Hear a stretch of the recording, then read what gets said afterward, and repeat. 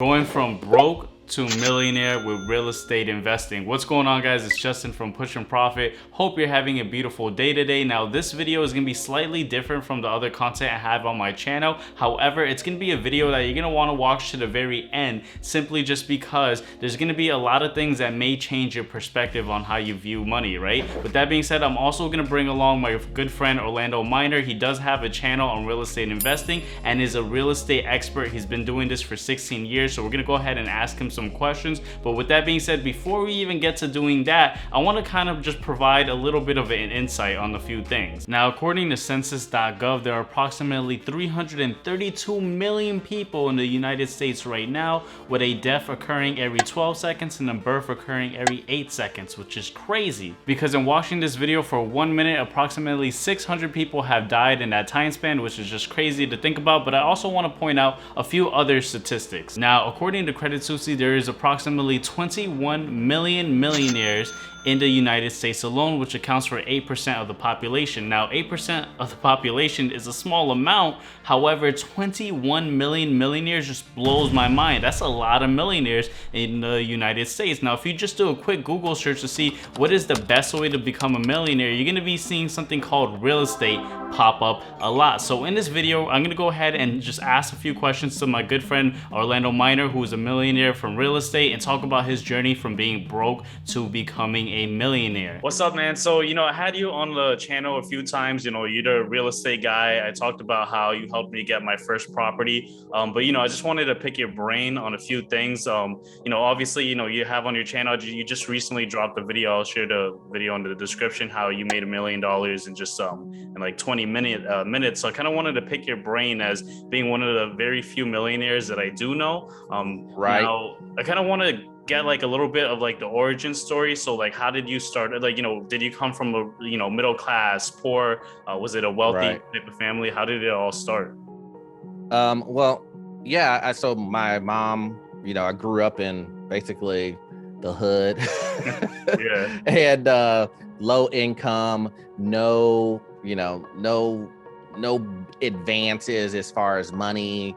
Like I said, not middle class. It was low. We were on welfare. We were on, what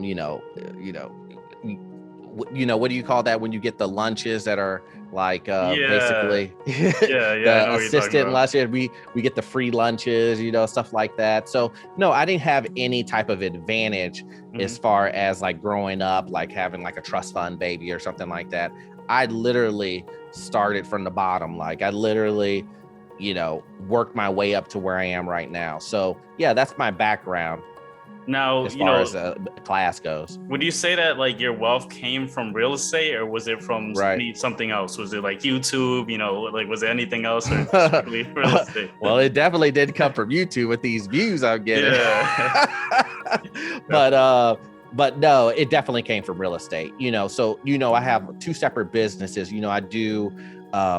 I'm a real estate lender, which I basically finance. So that's like my first kind of love. And then I moved on to doing, I still do them both together, but I also do on the personal side, I do real estate investing. So I invest in like, rentals and apartment complexes and things of that nature. So did they both help each other? Of course, because my real estate business that I actually do for a living is lending. So I get to see how to underwrite deals. I learned a lot from that business. So they work in tandem together, so I wouldn't say like one I did more than the other. So, but all of my wealth definitely came from real estate. So, is what you did with your success, is this something that's like replicable, like someone else, obviously the lending side, just we're not going to talk about that, but just more of like the investing side, is that something that anyone could become a millionaire, just kind of repeating your strategy? Yeah, for sure.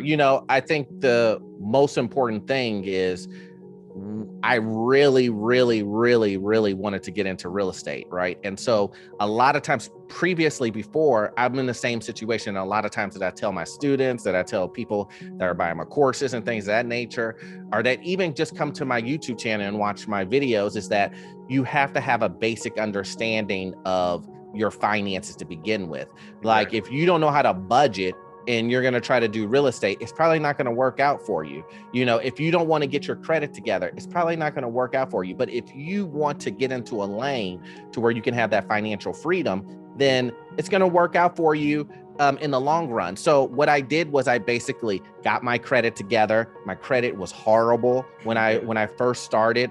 In my youth, I pretty much trashed it. So I had to work to build my credit. Once I got my credit together, what is the very first thing I did?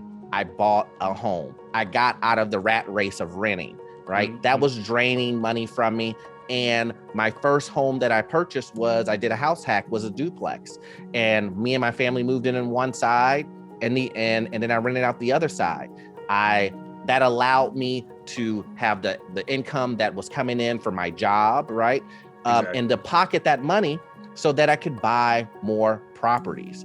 And and that's what I did. And so that is 100% people can replicate that. You just have to really want to do it, Exactly. So, why real estate? Why not, stocks or crypto?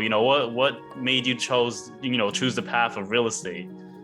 Well, the main reason is because 90% of millionaires are made through real estate. Exactly. 90%. Yeah, that's true. Right. That's true. So the odds are in your favor. The odds are in my favor. Like, if I want to become a millionaire, if I want to become wealthy, why recreate the wheel? Like, it's already embedded that these people you look at history and you look at people before you, right, who know more than you, who have more wisdom than you, more experience.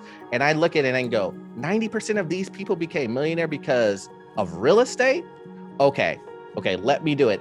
Let me go ahead and look into this and try to push that forward. So when you look at the numbers, and I'm a number guy, right? Yeah. Why, if 90% of those guys became millionaire through real estate, why wouldn't you try that avenue? Why wouldn't you? Exactly. Yeah, no. And, I'm definitely learning a lot, both, just as a student of your course, but also just watching your videos on YouTube. I mean, you just talk about a lot of things. I probably would have, not made so many mistakes with my first property, but definitely in the second one coming up, I'm looking for those duplexes, those house hacks. Now, do you have any sort of, magical routine? You see these videos or those articles come out of, to be a millionaire, you got to wake up at 5 a.m. and do this and do that. Or, is there anything special to what you do in the morning or? No, not really, man. I mean, I probably wake up at around 9 o'clock, maybe 8:30, eat breakfast, spend time with my kids, get them off to school. It's pretty simple stuff. I don't really do anything crazy. Like, I make sure I take care of myself as far as routine wise, as far as like working out, things of that nature. But for me, I don't really have like a set routine. Like, how you see like Jeff Bezos does this or Steve Jobs did this. No, I really don't have that. My main goal is to know that when I wake up in the morning and whatever task that I have at hand to do, I'm going to try to get those done to the best of my ability, right? That I'm going to make sure that whatever problem comes in front of me that I have to try to solve, that I'm going to think it through and try to work smarter, not harder, right? To get those problems taken care of and get them done in a timely manner. That's what I think a lot of times people get caught up in, like, Jeff Bezos is waking up at 8 o'clock in the morning and doing this and doing this. And if you do those things, then the whole point of that is to try to get you disciplined. Exactly. Right? That's really the whole point of those when you look at and see those illustrations of he wakes up at 9 o'clock in the morning, he does this and this. It's to really give you for you to be disciplined and for you to have structure. And for me, I didn't really have to need any of that. I came from the military on top of that. So I kind of had that structure. But also too, look, this is a game of trying to become wealthy. And if you don't have structure or you don't have discipline, you're not going to make it anyways. Like, that's not what's going to happen. But if that's what floats your boat by doing those things to get you into that mindset, I don't hate on it. I just don't do those myself. Yeah, no, I get you. I don't think there's anything special you have to do. Like you said, it's just a discipline thing. I always say, like, Right. if you can't make your bed in the morning, you're gonna have a lot of difficulty just trying to manage everything else in your life. You just need to be organized, right?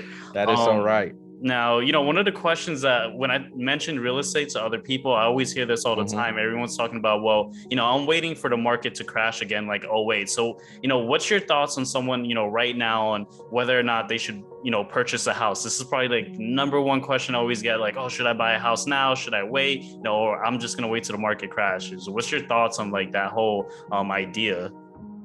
Well, I think you'll be waiting. It may seem like, I guess if you look at it from the time that you start thinking that until until a crash actually does happen, it'll seem like forever, right?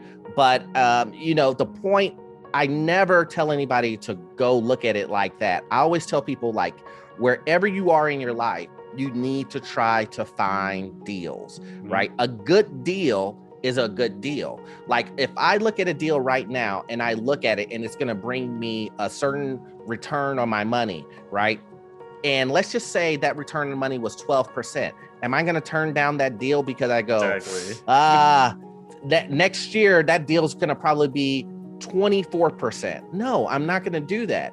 Exactly. If you go out here and you find a deal, you should take advantage of that opportunity that's in front of you now. Do not, trust me, do not waste opportunities that are in front of you because you're foaming at the mouth thinking of a crash is going to happen, and you want to take advantage of that crash. Let me tell you what, lots of times, if you go ahead and you take advantage of the opportunity that's in front of you, that deal that happens during a crash or whatnot, you will be ready for it anyway because you already are in the game of real estate. Plus, why would you want to do your first deal in a crash anyway? Like, Exactly. why don't you try to get your feet wet now, right? And then all of a sudden, when that crash does happen, then, you will be able to spot the deals very easy, or easier than you were if this was your first deal. So never, ever, ever, ever just sit on your hands and wait for like the destruction of the market. Exactly. It's not gonna end well for you if you do that, Yeah, no, definitely. And then also, you taught me a lot, so far of what I'm learning in real estate. And it's very different from, the stock market, right? A lot of times, a lot of people think just like what I used to think, real estate is just something that, as long as the house price goes up in appreciation. But, after watching just a few of your videos and also taking your course, that's like literally just like one aspect on it that we, kind of don't even think about. You mind just kind of like going in on that topic of how appreciation is really just like the cherry on top of everything? Right. Yeah, I will. So, like, on real estate, lots of time people think that, oh wow, I'll just go ahead and just, in 10 years this property will be worth millions or hundreds of $1,000s more, right? That's just in investing in real estate. That is just like literally the furthest thing from my mind. Like, why would I focus on something that's going to happen 5, 6, 8, 10 years from now when I can focus on things like cash flow right now, or the tax benefits that I'm going to get when I get into real estate? So if you focus on cash flow and tax benefits right there, you don't need to go any further. Real estate beats out most investments. Exactly. And then you throw on top of appreciation. I mean, that's just really the like you just said, the cherry on top. And so you got these three pillars that I always talk about, which are, like I just said, cash flow, taxes, and appreciation. So just kind of take it in that order. Like, just remember that it's not all about appreciation. Just like it's just not all about cash flow. You have to look at the entire deal. But here's the thing. It's just because you focus on one thing or the other when it comes to real estate, you still have all three of those things that are going to happen in real estate. Exactly. Yeah, it's just a lot different from just the overall stock market, because in reality, all you're really looking for is that appreciation, unless you're doing like dividend investing. But with that, It still requires a lot of capital versus, what's going on with real estate, where, cash flow is often going to pay out a lot better than, dividends. You're going to have like hundreds, if not thousands invested in stocks to get, good dividends. While, a house, you could put, 20% down and you're already getting the cash flow as if you had, hundreds of thousands of dollars in dividends, so definitely opened my eyes on that. Now, when did you become a millionaire? Like, at what age was that? And, do you think like money makes you more happier now? So Millionaire, years and years ago. And then as far as, does it make you happy? No, I realized that really, really early. I realized that once I wasn't living paycheck to paycheck anymore. Like, the happiness portion doesn't translate. Like, a lot of times individuals will say, oh, wow, well, Orlando, you're a millionaire. So, I would trade places with you, and you bet I would be happy. Right. Yeah. And my answer to that is that, yeah, you probably would, because you're probably living paycheck to paycheck. But what I'm talking about is once you're no longer starving, right? No, once you're to the point where you can pretty much take care of all of your needs, most of your wants, right? Most of your wants. I'm not talking about crazy wants like buying an NFL team or something like that. Yeah. I'm talking about just normal people wants, right? Then it doesn't feel any different. It's just, it becomes numbers at that point. And things that matter to you are connections with people, your family, your friends. You want to do things that you experience, is traveling. All of those things start to matter a lot more. And those things bring me more happiness than the dollars, right?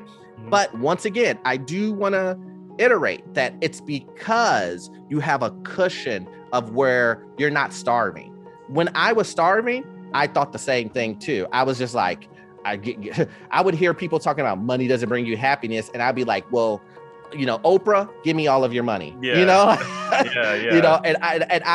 I will be happy. But you soon realize, once you get into this, that the money doesn't really make you happy. Once your needs and wants are taken care of, it starts to pile on. The things that bring me happy is pretty much the journey. I enjoy going through the deal more than I do closing the deal.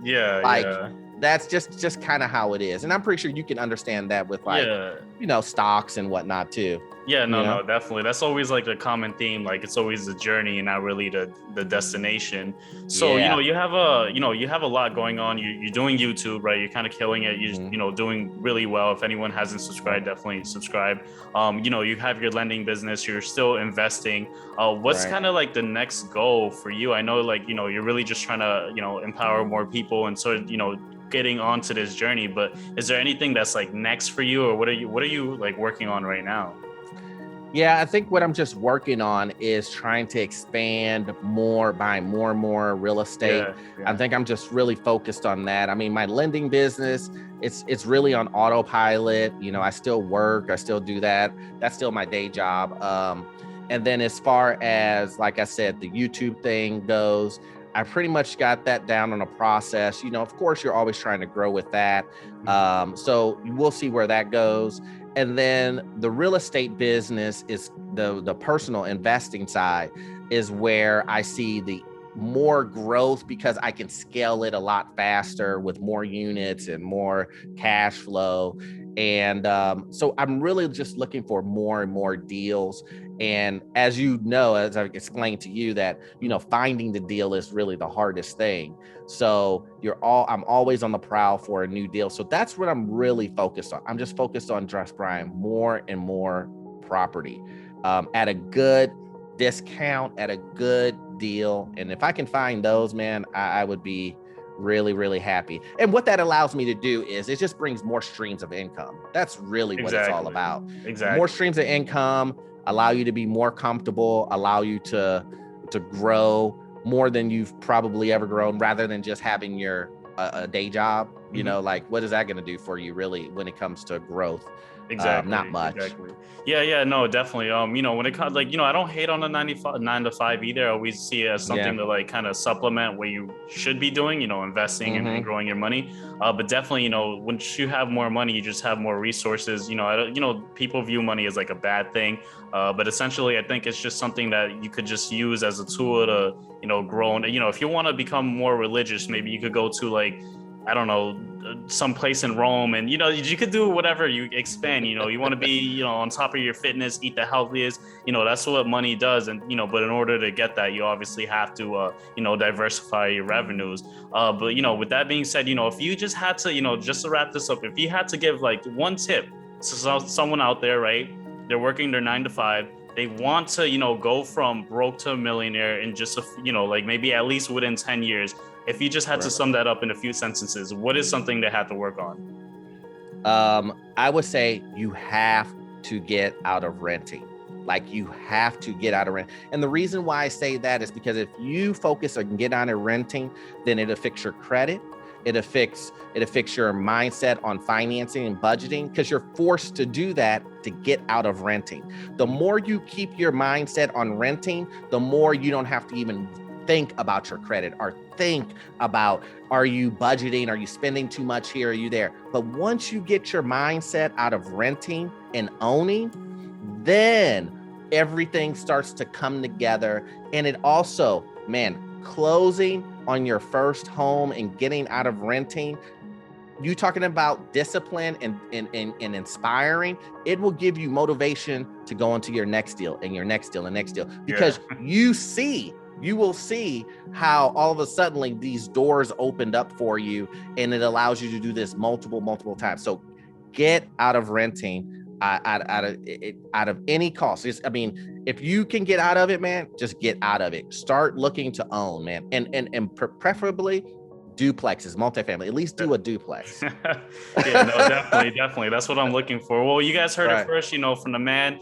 Stop renting. This is a guy that helped me get out of renting and buy my first property. 6 months, fingers crossed, getting the next one, and so on. The goal is to just continuously just keep on going on that journey of buying. I'm definitely gonna share the link to Orlando's channel. A bunch of gems in there. Really good content. With that being said, guys, let's go ahead and wrap it up. Thanks for making it to the end. If you haven't done so already, make sure to hit that like button. It really does help out with the YouTube algorithm. Also consider subscribing to my channel as well as Orlando's channel. We definitely both provide a lot of gems in investing in real estate and also in the stock market. And with that being said, guys, thanks for watching, and I'll see you guys on the next video.